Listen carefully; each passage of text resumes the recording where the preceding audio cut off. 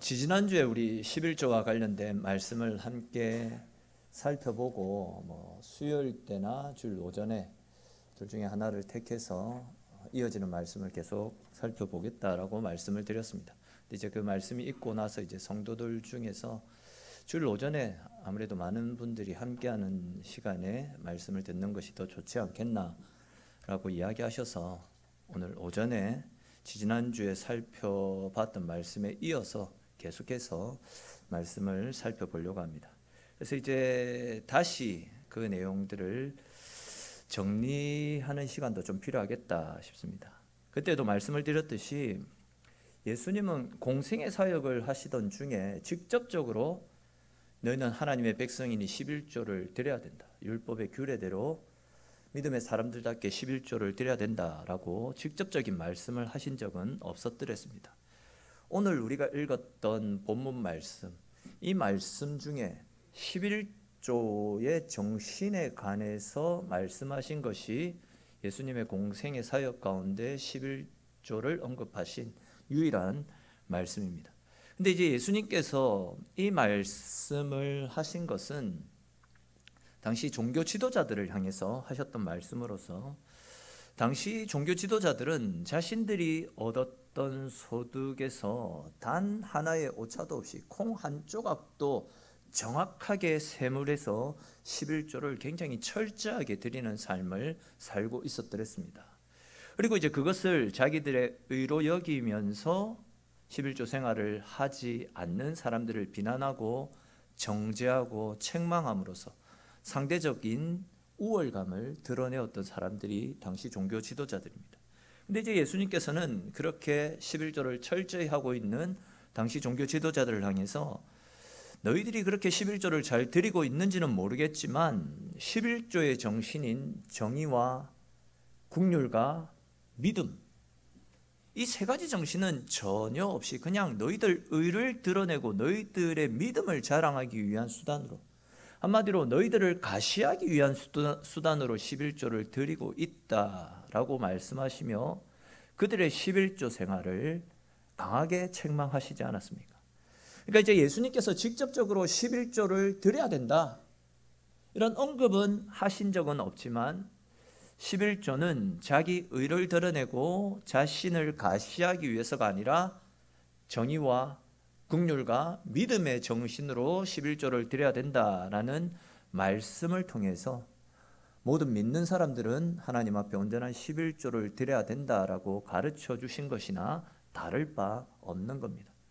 그리고 이제 우리 지난 시간에는 예수님이 말씀하셨던 11조의 정신 세 가지, 정의와 국률과 믿음 중에서 믿음과 관련된 말씀만 함께 살펴보았고, 오늘은 정의와 국률 차원에서 살펴볼 건데, 이 내용을 살피기 전에 앞의 내용을 복습 차원에서 다시 간단하게 말씀을 드리면, 먼저 여러분 11조가 어떻게 해서 생겨난 것이다 라고 말씀을 드렸습니까? 11조의 기원, 11조의 기원은 창세기 14장에 나타나듯이 아브라함이 자기 군사들을 이끌고 엘람 왕 그돌라오멜에게 납치되었던 자기 조카 롯을 구출해 내오지 않습니까?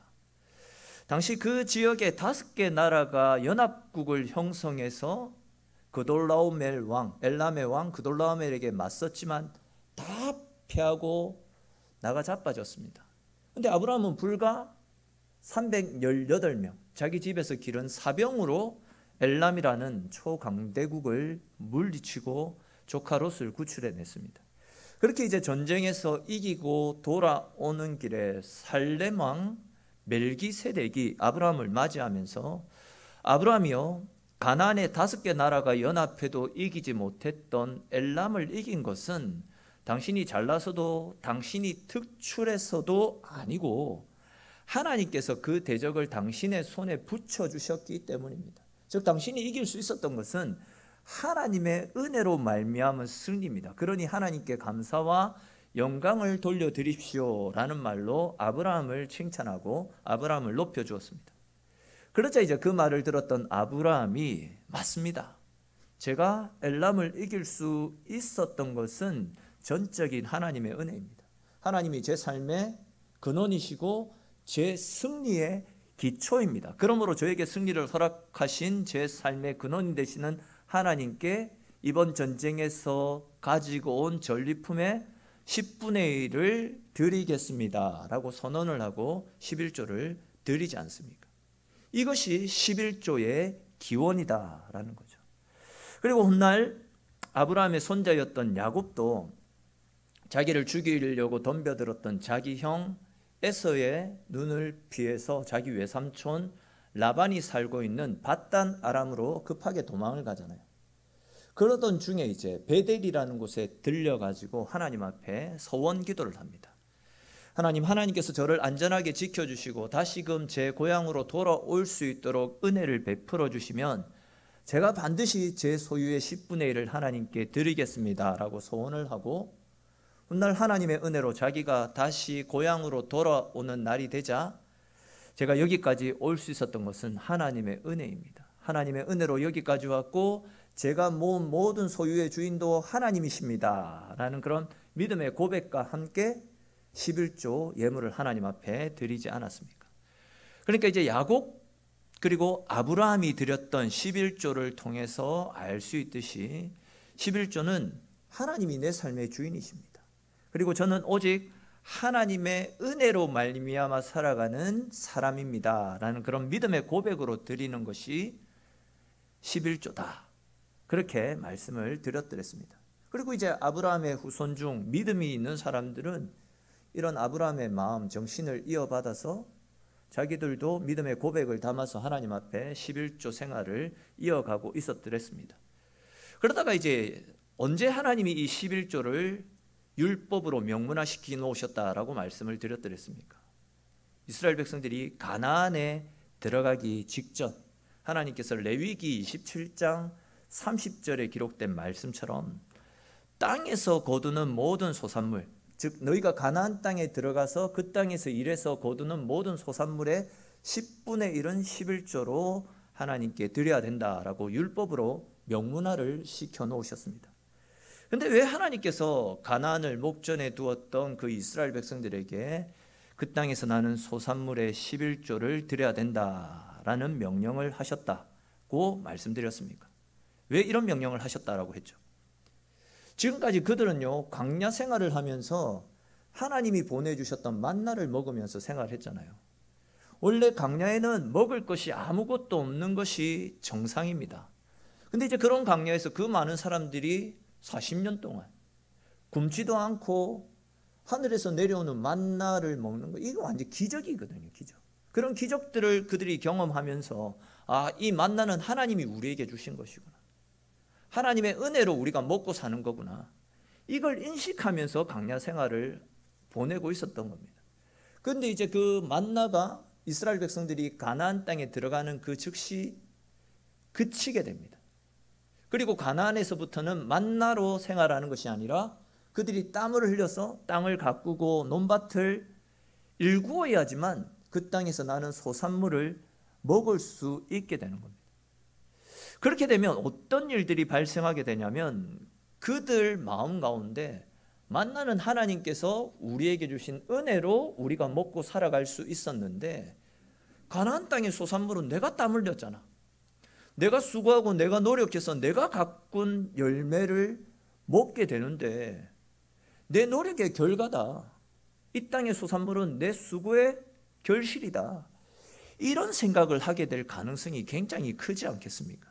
이에 하나님께서는 그런 그들을 향해서 소득의 10분의 1을 하나님께 드림으로써 지금 너희들이 누리고 있는 모든 것들은 너희의 수고와 너희 땀의 결과이기 이전에 이 모든 것들을 베풀어 주신 하나님의 은혜로 말미암아 먹고 마실 수 있는 하나님의 축복이다, 그것을 기억하며 살아가라 라는 뜻으로 그 땅에서 나는 소산물의 11조를 하나님께 드려라 라고 모든 이스라엘 백성들에게 율법으로 명령을 하셨던 겁니다.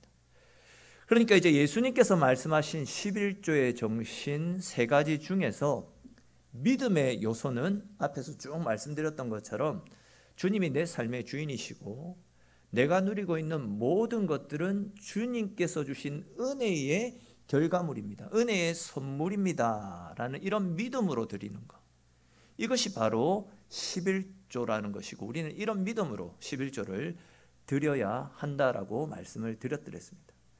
조금 길었지만 여기까지가 바로 지난주까지 살펴보았던 11조의 정신 세 가지 중에서 믿음과 관련된 내용입니다.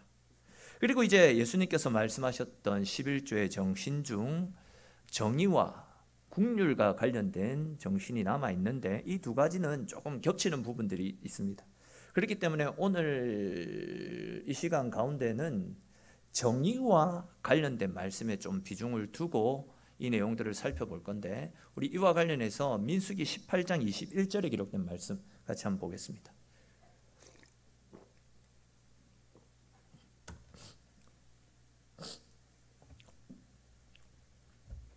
민수기 18장 21절 말씀 우리 같이 읽도록 하겠습니다. 같이 읽겠습니다. 내가 이스라엘의 11조를 레위 자손에게 기업으로 다 주어서 그들이 하는 일 곧 해막에서 하는 일을 감나니. 아멘. 자, 이제 좀 내용이 조금 복잡해질 수 있는데 집중을 해서 좀 잘 들어주시면 좋겠다 싶습니다.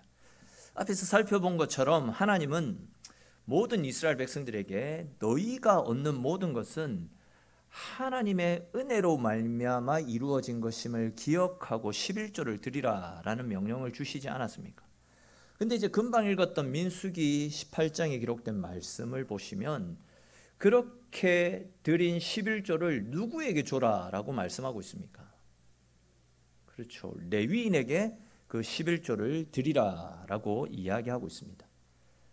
레위 자손들에게 그들이 성전에서 일을 하는 보수로 그 11조를 줘라라고 이야기하고 있죠. 그러니까 쉽게 말해서 11조를 성전에서 일하는 레위 사람들에게 줘서 레위인들이 그 11조로 먹고 살게 하도록 길을 열어줘라, 그 말씀입니다. 자, 그렇다면 여러분, 레위인들이 해막 또는 성전에서, 이제 성전으로 동일하겠습니다. 같은 거니까 성전으로 동일하겠는데, 자, 레위인들이 성전에서 하는 일이 무엇이기에 하나님께서는 그들이 성전에서 일을 하는 대가로 11조를 그들에게 주어라 라는 말씀을 하신 것이겠습니까? 여러 가지 일들을 하는데 레위인들이 성전에서 하는 일을 크게 압축해서 설명하면 두 가지를 이야기할 수 있습니다. 하나는 제사, 즉 예배를 집도하는 것이고, 또 다른 하나는 말씀을 선포하는 것입니다. 그런데 여러분, 성전에서 제사, 예배를 드리는 이유가 무엇입니까? 그것은 하나님께 드리는 제사를 통해서 백성들이 말씀대로 살지 못한 것에 대한 재용서를 하기 위해서, 예배를 통해서 우리가 가지고 있는 죄 씻음의 은혜를 누리게 하기 위해서 제사를 드리는 겁니다. 그러면 이제 레위인들이 왜 말씀을 선포하는 것이겠습니까? 그것은 하나님의 자녀들에게 이제 더 이상 죄 짓지 말고 하나님께로 가까이 나가는 것이 우리에게 복임을 알고 말씀대로 살아갈 것을 가르침으로써 그 말씀을 들은 사람들이 들었던 말씀을 가지고 하나님이 주시는 은혜 가운데 살게 하기 위한 목적으로 말씀을 가르치고 말씀을 선포하는 것 아닙니까? 그러니까 이제 결국 레위인들은 백성들이 하나님 말씀대로 살면서 하나님이 주시는 은혜를 누릴 수 있게 하기 위한 목적으로 제사를 지내고 말씀을 선포하는 겁니다. 자, 그런데 이제 오늘 본문에 나타나고 있는 23장 23절에 나타나고 있는 11조의 정신 중에 하나인 이 정의라는 단어를 헬라어 원어로 살펴보게 되면 크리시스라는 뜻을 가지고 크리시스라는 단어가 사용되어졌습니다. 근데 이 크리시스라는 단어는 우리말로 하면 올바로 이끌다라는 뜻도 가지고 있습니다. 정의로도 해석이 되어지고 올바로 이끈다라는 그런 뜻도 있습니다. 그러니까 이제 레위인들은 하나님의 임재가 있는 거룩한 예배를 인도하고 또한 살아있는 하나님의 말씀을 선포함으로 백성들을 올바른 길로 이끄는 일을 했다라는 거죠. 여러분 아시는 것처럼 하나님의 백성들에게 있어서 가장 중요한 것은 예배와 말씀 아닙니까? 예배와 말씀은 이스라엘 백성들에게 있어서, 하나님의 자녀들에게 있어서 다른 그 어떤 것보다도 중요한 일이잖아요. 예배가 타락하고 말씀의 능력이 없으면 하나님의 백성들은 살아갈 힘을 상실하게 됩니다. 그만큼 이 일이 중요한 일이기 때문에, 즉 하나님께서 우리에게 보여주시는 죄사함의 은혜와 살아 역사하시는 말씀의 은혜를 받아 누리는 것이 우리 믿음의 사람들에게 있어서는 가장 중요한 일이기 때문에 하나님께서는 레위인들에게는 다른 일은 절대 하지 말고 이 일에 전념할 수 있도록 백성들이 드리는 11조를 레위인들에게 줘서 레위인들은 그것으로 생활할 수 있도록 율법으로 그것을 명문화시켜 놓으셨던 겁니다. 가장 중요한 일이기 때문에 그 일에만 전념해라 라는 거죠. 근데 이렇게 백성들이 주님 주신 은혜에 감사하면서 내 삶의 주인은 하나님이십니다 라는 이런 믿음의 고백으로 11조를 드리게 되면 레위인들은 그 11조를 받아서, 즉 성도들의 헌금으로 생활을 하게 되는 것 아닙니까? 그러니 자연스럽게 성도들에게 감사한 마음으로 또 베풀어 주신 은혜에 감사하면서 더욱더 마음을 쏟아서 더 거룩하고 더 진실한 마음으로 예배를 인도하고 말씀을 선포하게 되는 겁니다. 그러면 또 그렇게 예배에 참석해서 죄사함을 받고 또 말씀을 통해서 은혜를 받은 성도들은 은혜를 가지고 말씀을 가지고 세상에 나아가서 말씀 붙잡고 믿음으로 열심히 살면서 하나님이 허락하여 주신 하늘의 분복 또 소산을 거두게 되는 것 아니겠습니까? 그러면 또 그렇게 은혜의 소산을 거둔 백성들은 또 말씀에 따라서 감사한 마음으로 11조를 드리고, 그러면 레위인들은 또 그것을 받아서 생활하고 또 감사함으로 예배를 인도하고 말씀을 선포하고, 이런 일들이 계속해서 하나의 사이클처럼 계속해서 순환이 되어지지 않습니까? 이런 일들이 선하게 순환이 되어질 때, 걸림돌 없이 매끄럽게 이런 일들이 선하게 계속해서 작용되어지게 될 때 결국 이스라엘이라고 하는 나라는 하나님의 뜻 가운데서 거룩하게 든든하게 세워져 갈 수 있게 되는 겁니다. 저기 온전한 11조, 정직한 11조는 거룩한 이스라엘이라고 하는 하나님 나라, 거룩한 하나님의 나라를 세워가는 데 있어서 굉장히 중요한 뼈대와도 같은 것이었다라고 해도 틀린 말이 아닙니다. 그리고 이제 예수님께서 말씀하셨던 11조의 정신 중 하나인 정의, 크리시스, 올바로 이끈다라는 이 개념도 바로 이런 선순환을 통해 가지고 이스라엘이 하나님 말씀대로 올바로 세워져 갈 수 있도록 올바른 11조를 드려야 된다, 그런 의미를 가지고 있다는 거죠. 이해가 되시죠? 어렵지만 이해는 되시죠? 예. 자, 그런데 이제 여러분, 이스라엘 백성들이 온전한 11조를 드릴 때 거룩한 이스라엘이 세워진다라는 말씀을 드렸는데, 이스라엘 백성들이 어떻게 11조 생활을 온전하게 잘 했습니까? 처음에는 온전한 11조 생활을 하다가 시간이 갈수록 그 생활이 좀 흐트러졌습니다. 온전한 11조를 드리지 않았습니다. 그렇게 되면 제일 먼저 생겨나는 문제가 무엇이겠습니까? 11조로 먹고 살아가야 되는 레위인들이 생계가 막히게 되는 겁니다.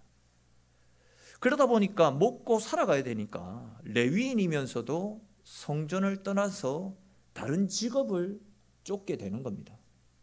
또 억지로 남아가지고 성전을 지키고 있는 레위인들도 괜히 백성들의 죄를 지적하는 말씀을 선포하면 백성들이 그 말씀을 듣고 삐쳐가지고 겨우겨우 들어오는 그 11조도 드리지 않게 될까 봐 겁을 먹는 거죠. 그러다 보니까 죄를 지적하는 말씀은 아예 선포하지 못합니다. 성도들의 눈치만 살피고 잘한다 그냥 비위만 맞춰주는 하나님의 본질은 생략된 거짓 설교를 선포하게 되는 겁니다. 앞에서도 말씀을 드렸던 것처럼 이스라엘 백성들에게 있어서 예배와 말씀은 다른 그 어떤 것보다도 중요합니다. 하나님은 우리를 향해서 내가 거룩하니 너희도 거룩하라, 하나님께로 가까이 나아가는 것이 우리에게 복임을 알고 하나님께로 가까이 나오라, 하나님 계속 그렇게 말씀하시는데 예배를 통해서 말씀을 통해서 그런 말씀은 없고 그냥 복 받으십시오. 하나님 복 주실 것입니다. 이런 말씀만 선포되어지다 보니까 하나님의 능력들이, 하나님이 주시는 은혜들이 그들 속에서 사라지는 겁니다.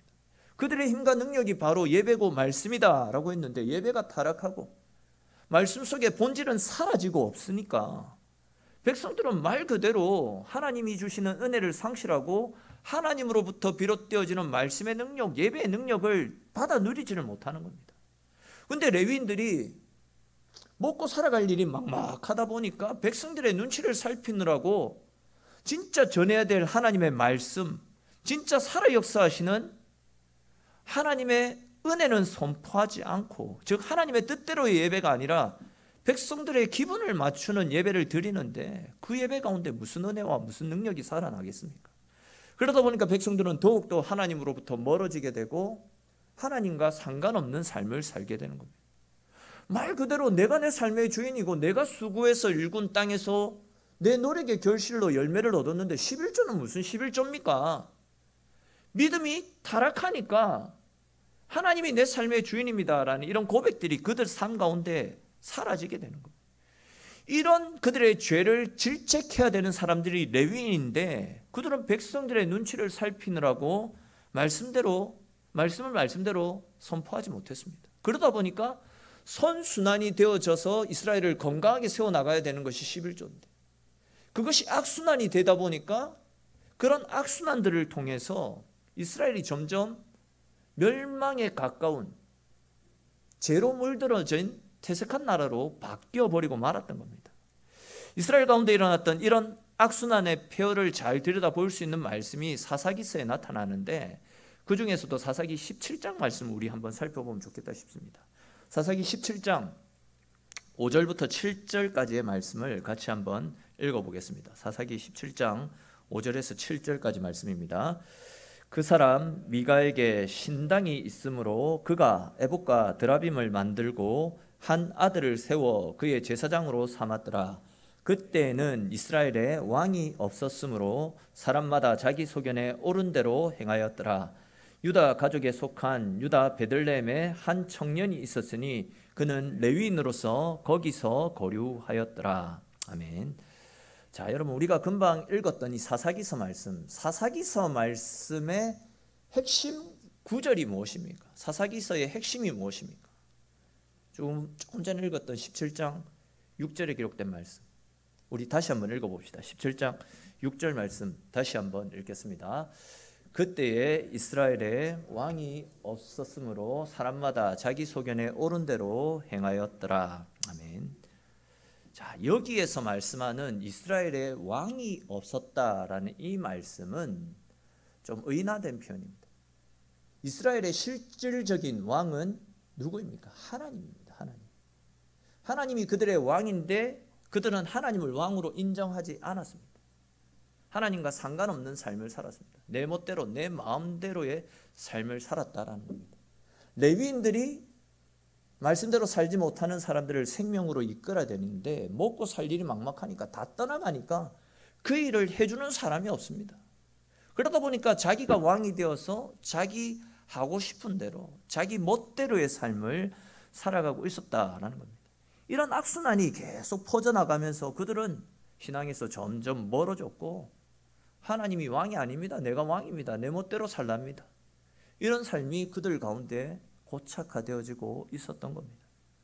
얼마나 그들이 자기 멋대로 살아갔냐면 아시는 것처럼 제사장들은 오직 어떤 자손에서 해야 됩니까?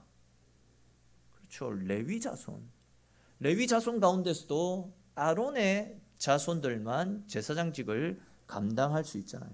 지금 우리가 수요일 때 계속 살펴보고 있는 민수기 말씀처럼 고라의 자손들이 우리도 레위인인데 왜 아론 너희들만 제사장 하느냐라고 덤벼들었다가 하나님으로부터 불심판을 받아 죽어나가지 않았습니까?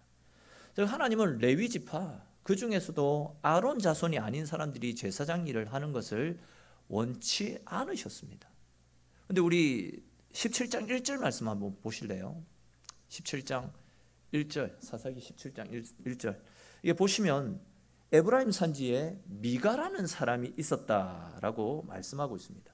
미가는 에브라임 사람입니다. 에브라임 지파 사람입니다. 근데 이제 17장 5절 말씀도 한번 보십시오.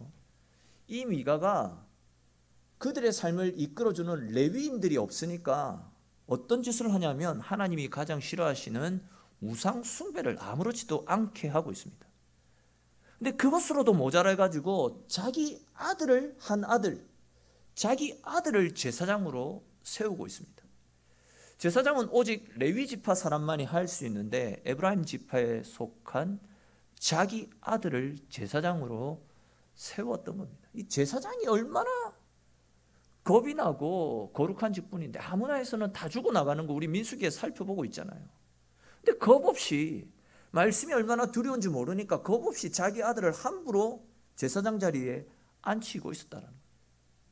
그렇게 했던 이유가 17장 6절에서 이야기하고 있듯이 하나님을 왕으로 인정하지 않았기 때문에, 말씀대로 살지 않기 때문에 자기 멋대로 살고 있는 이스라엘 백성들의 결과라고 17장 6절에서 이야기하고 있습니다.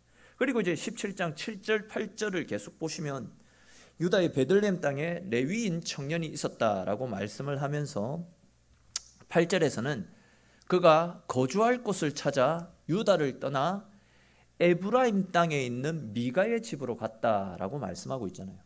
계속 말씀드리고 있듯이 레위인들은 성전에서 예배를 위한 봉사를 해야 되는데 백성들이 타락해서 그들을 위한 11조와 예물을 드리지 않으니까 레위인들이 먹고 살 길이 막히는 겁니다. 그러다 보니까 레위인들이 결국은 거주할 것을 찾아서, 즉 먹고 살기 위한 생계를 찾아서 성전을 떠나갔다라는 그 말씀 아닙니까?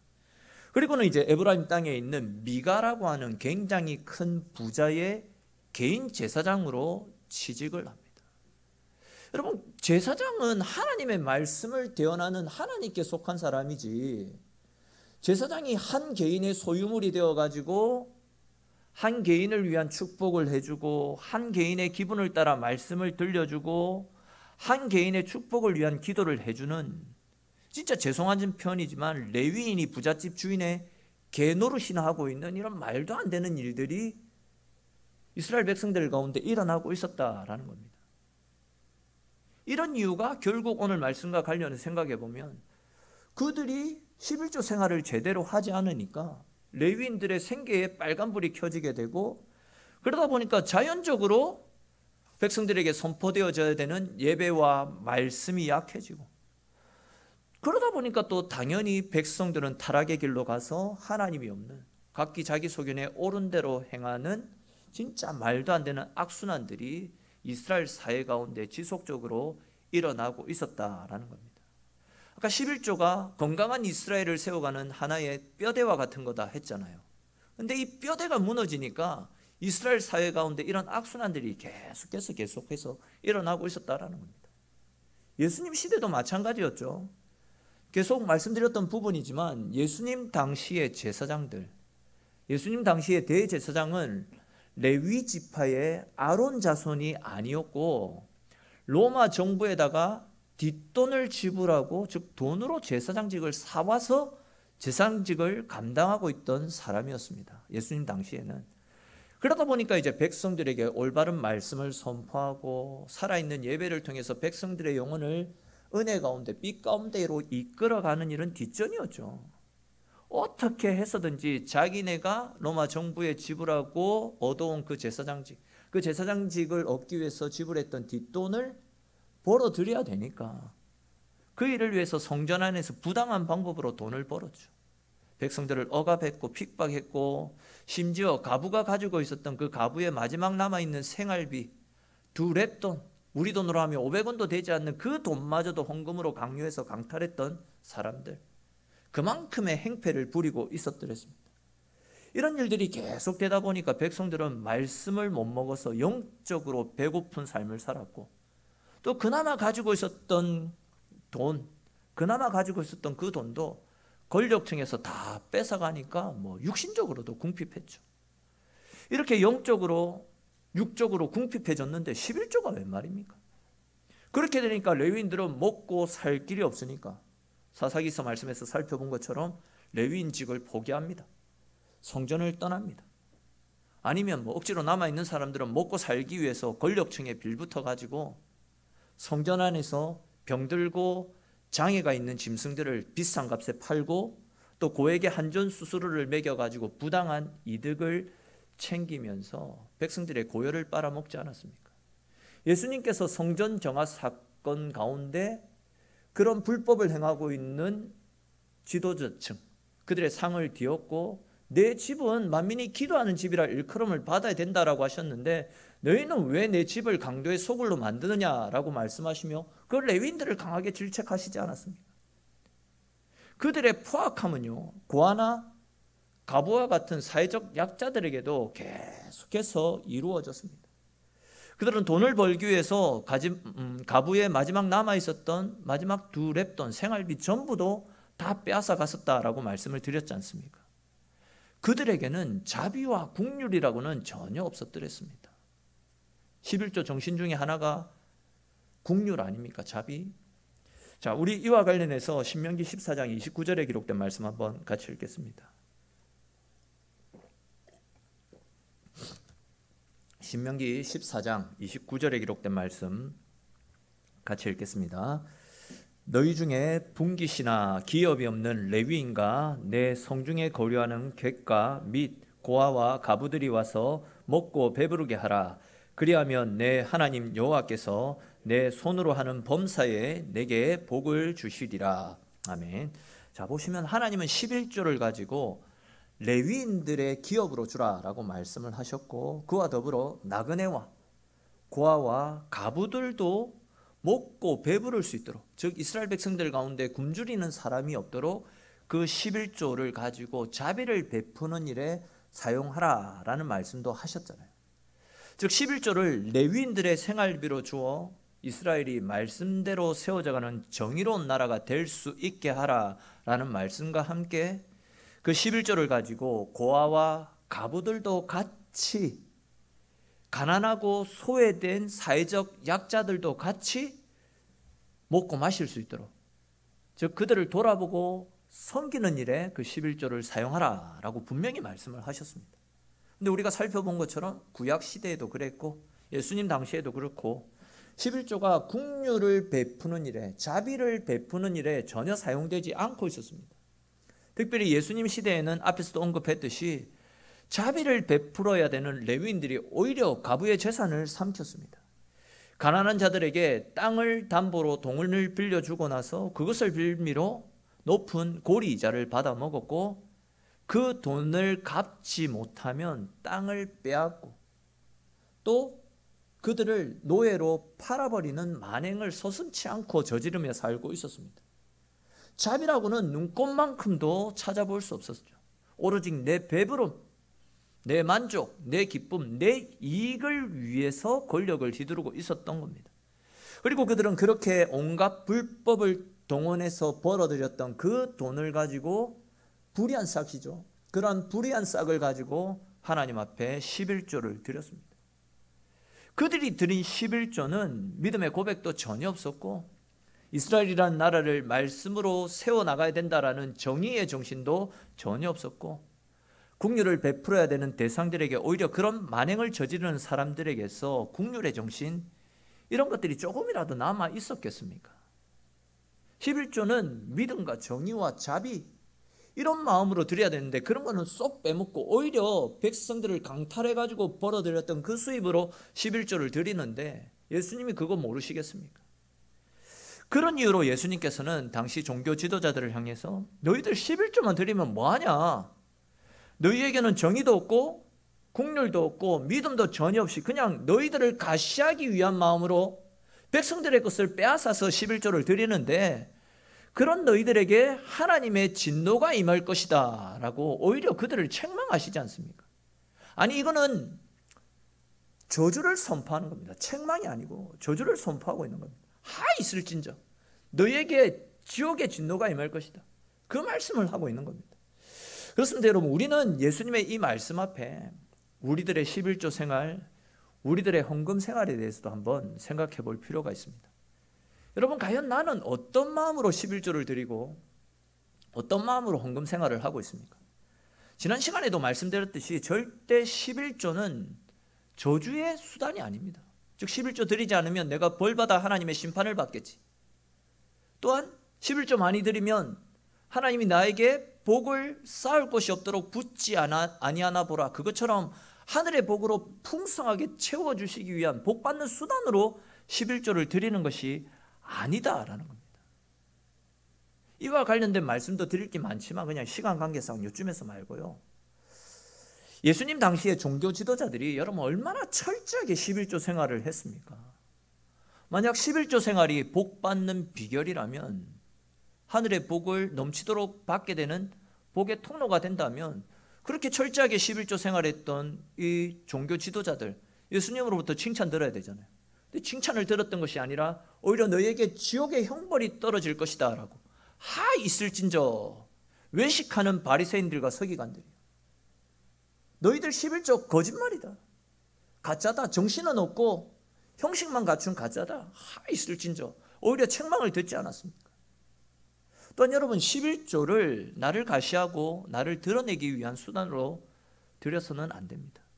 참으로 우픈 이야기지만 어떤 교회에서 주보에다가 11조와 헌금자 명단을 기재하지 않겠다라고 광고를 하고 어느 순간부터 11조와 헌금자 명단을 주보에 기재하지 않았습니다. 근데 1년 사이에 헌금이 40%가 줄어들었다라고 합니다. 그러자 도저히 안 되겠다. 교회 표현이 그렇지만 교회 운영이 안 되니까 다시 1년 만에 주보에 헌금자 명단을 기재하니까 다시금 헌금이 들어오더라는 겁니다. 참 안타까운 일 아닙니까? 여러분, 11조는 우리를 드러내기 위한 가시의 수단으로 드리는 것이 아니라 하나님께서 우리에게 가르쳐 주신 정신을 따라서 드릴 수 있어야 됩니다. 즉 주님이 내 삶의 주인이십니다. 내가 얻은 모든 소유는 주님의 것입니다. 그것을 인정하는 믿음으로 드리는 것이 11조입니다.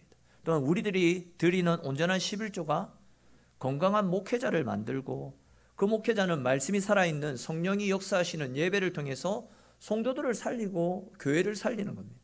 또한 그렇게 말씀과 예배를 통해서 은혜 받은 성도와 교회가 세상에 나아가서 주님이 베풀어 주시는 풍성한 은혜를 누리며 또 세상 가운데 자비와 긍휼, 사랑을 베풀며 선한 영향력을 끼치면서 살아가고, 그런 일들을 통해서 또 세상 가운데 주의 복음이 증거되어지면 다시금 우리의 삶을 통해서 하나님을 발견했던 많은 사람들이 우리의 모습을 보고 주님 앞으로 나와서 복음을 영접하는 이런 선순환들이 계속해서 이루어지도록, 즉 성도와 교회, 더 나아가서 이 사회가 주님의 뜻 가운데 바르게 세워져 가도록 하나님께서 만들어 놓으신 하나의 안전장치가 바로 11조 예물이다라는 거죠.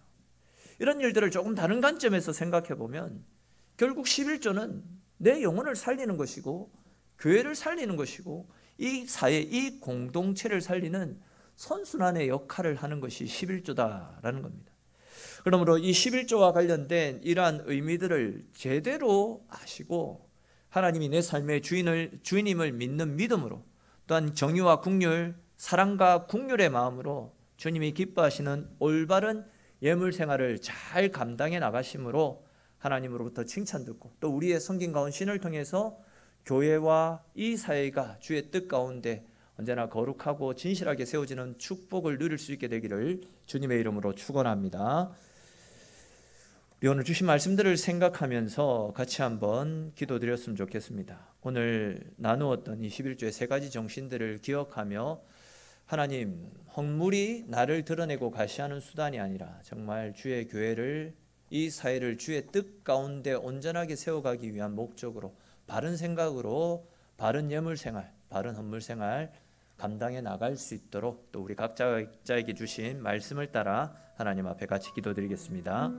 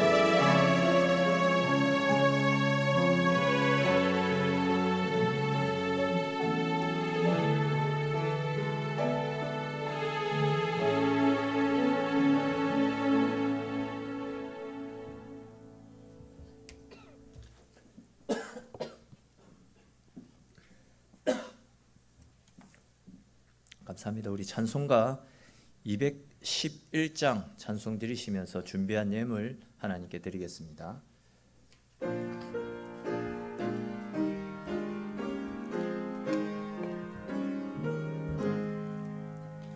겉비싼 향기를 주께 드린 막달라 마리아 본받아서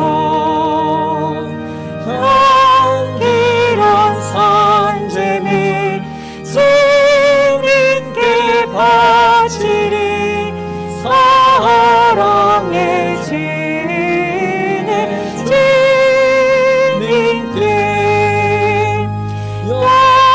약한 자에게 힘을 주고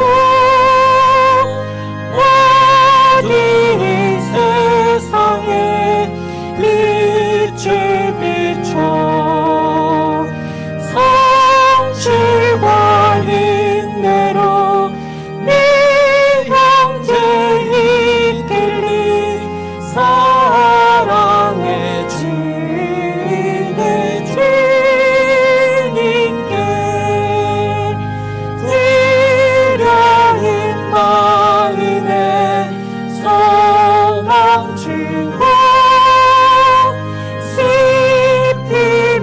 사인자 위로하며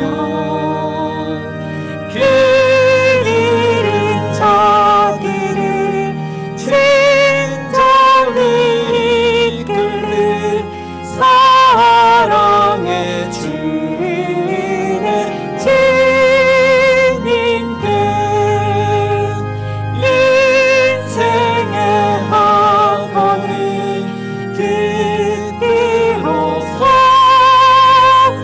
이 땅에 쓰고가 끝날 때에 주님을 섬기다 영원히 가리라 사랑의 주님의 주님께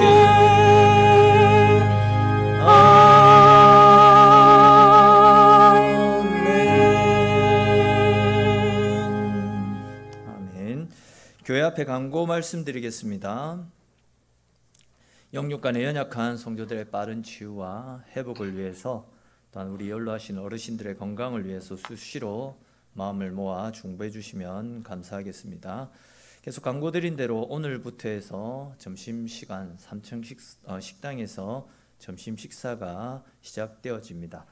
이를 위해서 이제 우리 최정희 권사님이 조금 리더를 해주시면서 1조, 2조, 3조로 나뉘어서 이제 식사를 돌아가면서 섬기시기로 하셨는데, 혹 뭐 명단이 잘못되어져 있다면 주 권사님 통해서 조금 확인을 해주시면 좋겠고요. 또 이 명단 가운데 없지만 섬기기를 원하시는 분들도 기쁨으로 함께 섬겨주시면 감사하겠습니다.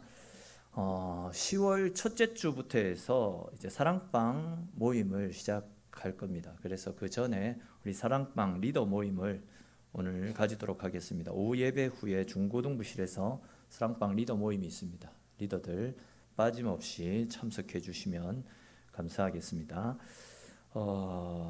내일 월요일입니다. 10시 30분 창원 세순교회에서 창원시 전려전도회 연합회 계절회가 있습니다.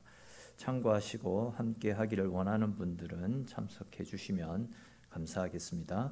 결혼 소식이 있습니다. 10월 8일에 또 공교롭게도 같은 시간에 두 가정에서 결혼을 하게 되는데 가나다 순으로 제가 기록을 했습니다.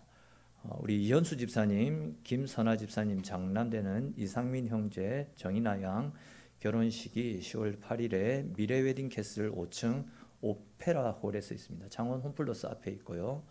또 우리 주경상 집사님, 하선현 집사님 장남되는 주현수 형제, 김수진 양 결혼 예식이 인터내셔널 웨딩홀 2층 느벨루홀 창원 중앙동에 있습니다.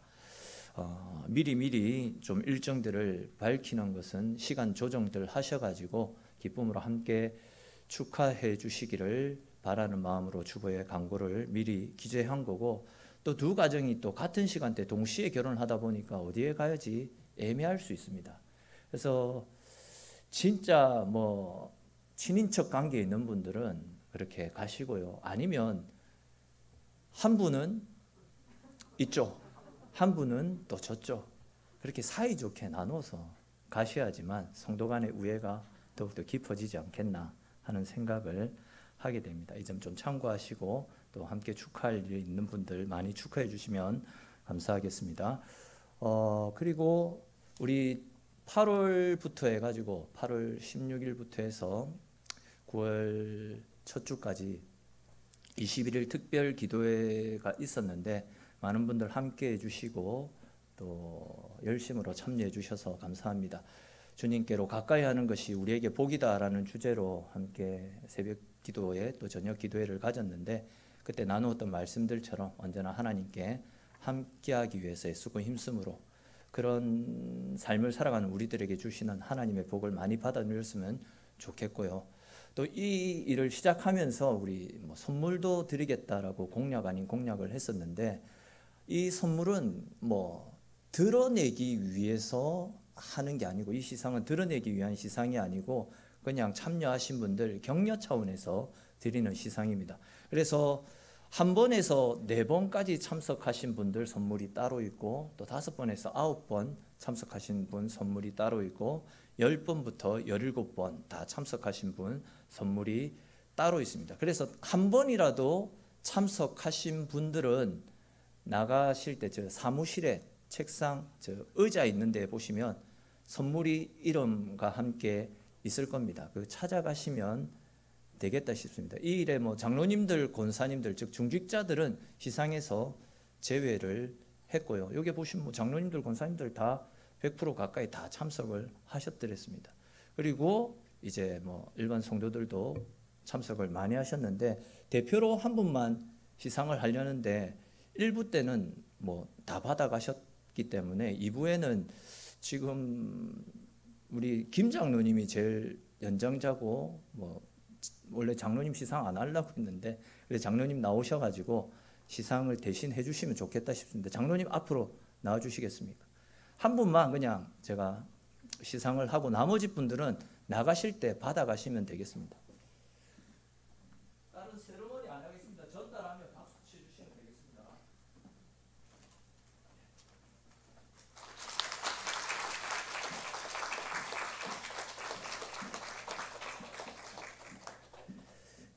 뭘 드려야 될지 고민을 굉장히 많이 했었는데, 다른 것보다 지금 시국에는 마스크가 최고지 않겠나 하는 생각에 마스크로 선물을 정했습니다. 그리고 수가 좀 많이 있습니다. 받으시는 분들은 좀 많네 싶으면 그거 가지고 이웃들한테 나눠주면서 또 전도 도구로 또 사용하실 수도 있지 않겠나 하는 생각을 가지게 됩니다. 한 번이라도 참석하신 분들은 뒤에 선물이 있으니까 가실 때 받아가시면 좋겠고요. 그리고 또 저희 가정에서 추석 보내고 또 후반기 사역 시작하면서 다 같이 힘내자라는 의미로 떡을 준비했습니다. 가실 때 또 하나씩 받아가시면 좋겠습니다. 우리 지회숙 전도사님이 조금 먼저 나가셔가지고 좀 챙겨주시면 좋겠습니다. 기도드리겠습니다. 하나님, 오늘도 우리를 사랑하셔서 주의 자리로 불러주시고 또 함께 예배드릴 수 있도록 은혜 베풀어 주심을 고맙고 감사합니다. 오늘 우리가 말씀을 통하여서 우리가 드리는 예물, 우리가 드리는 11조가 어떤 의미가 있는지를 함께 살펴보았습니다. 하나님 주시는 믿음을 가지고 또 정의로운 사회, 건강한 교회를 세워나가고자 하는 그런 바람들로 하나님 베풀어 주신 우리 성도들, 이웃들, 그들에게 자비와 긍휼을 베푸는 마음으로 하나님 주시는 은혜에 감사함으로 드리는 예물 되어질 수 있도록 주님 역사하여 주옵소서. 이 거룩한 예물이기에 이 예물이 하나도 허투루 사용되어지지 아니하고 온전히 주님의 영광과 하나님 나라 확장을 위해서 구별되이 사용될 수 있도록 주님 은혜 베풀어 주시옵소서. 또 사랑하는 성도들, 그런 마음을 담아 주님 앞에 귀한 예물 올려드렸습니다. 주님 범사에 늘 감사합니다. 이러한 제목으로 감사의 예물을 올렸고 11조 장학 성교 건축 예물 또 생일 감사 예물 주일 예물들을 주님 앞에 구별된 모습으로 드렸습니다. 우리에게 주신 모든 것들이 주의 것이기에 구별된 모습으로 드린 예물 귀하게 받아주시고 예물 드린 손길들 하늘의 신령한 은혜와 땅의 기름진 복들로 갚아주셔서 들어가나 나가나 하늘 복으로 풍성한 인생 또 그 넘쳐나는 은혜와 사랑들을 많은 사람들에게 나누어 주고 베풀 수 있는 넉넉함들이 우리 삶 가운데 더할 수 있도록 주님 늘 언제나 동행하시고 지켜보아여 주시옵소서. 시대가 너무 어렵습니다. 어둡고 내일에 대한 염려와 걱정들이 우리 인생을 뒤덮고 있는 이런 세상을 살고 있습니다. 그러나 하나님, 이런 어두운 시대 가운데서도 말씀을 통해서 우리 가운데 빛을 비춰주시는 생명 되시는 예수 그리스도를 바라볼 수 있는 믿음의 눈을 열어주시고 그 믿음의 눈을 가지고 하나님의 말씀이 들려오는 곳에 또 빛이 비치는 곳을 향하여서 한 걸음 한 걸음 주님 붙잡고 날마다 믿음으로 살아갈 수 있는 거룩하고 복된 우리 성도들 될 수 있도록 주님 역사하여 주시옵소서. 우리의 소원 또 우리의 바람들, 우리가 눈물 흘리며 기도하는 우리의 간절함들 주님 다 알고 계시지 않습니까? 이 시간 가운데도 찾아오셔서 우리가 주께 부르짖는 모든 기도의 소원들 하나씩 하나씩 다 응답하여 주시고 우리의 삶 가운데 있는 염려, 근심, 걱정들이 주님께 기도함으로 하나님을 만나는 통로가 되었습니다라는 이런 산 증인들이 믿음의 고백들이 우리 성도들의 삶 가운데 날마다 더하여 질 수 있도록 주님 역사하여 주시옵소서. 특별히 사랑하는 딸 아픔 가운데 있습니다. 고통 가운데 있습니다. 주님 찾아가 주시고 치유의 강선을 비춰주셔서 머리부터 발끝까지 비춰주시는 주의 은혜 가운데 연약한 부인들이 다 드러나고 또 말끔하게 치료되어져서 건강한 모습으로 하나님 앞에 나와 주님이 하셨음을 고백할 수 있는 복음의 산 증인의 삶이 될 수 있도록 주님 은혜 베풀어 주시고 함께하여 주시옵소서. 우리 성도들 언제나 주의 눈동자 같은 은혜로 덮어주시고 광야 같은 세상에 살지만 주님 지켜주시기에 언제나 안식하며 평안의 삶을 살 수 있도록 주님 늘 동행하여 주시기를 소망하옵고 우리의 삶의 모든 것 되어주시는 살아계신 우리 주 예수님의 이름으로 기도드립니다. 아멘. 다 같이 주님 주시는 복을 받겠습니다.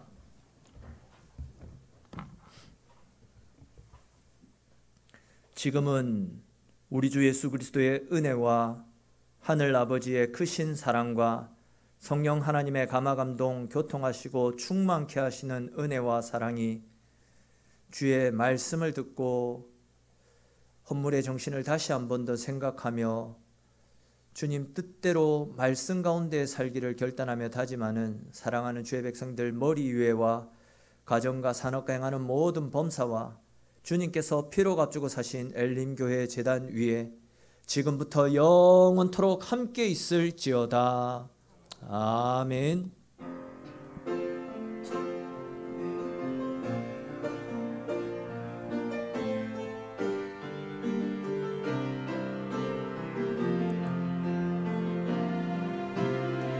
세상 흔들리고 사람들은 변하여도 나는 주를 섬기리. 주님의 사랑은 영원히 변하지 않네. 나는 주를 신뢰해. 믿음 흔들리고 사람들 주를 떠나도 믿음 흔들리고 사람들 주를 떠나도 나는 주를 섬기리. 주님의 나라는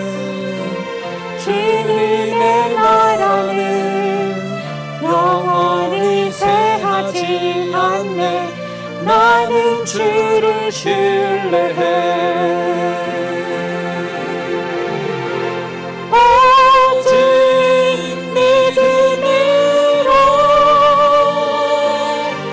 믿음으로 내가 살리라. 오직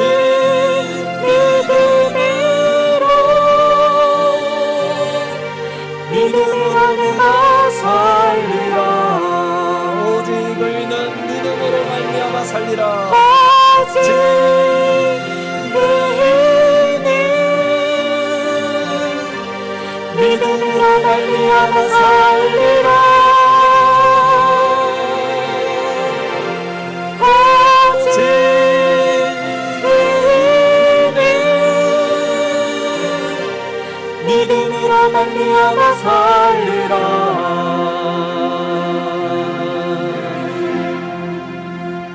시간도 믿음으로 승리하시기 바랍니다.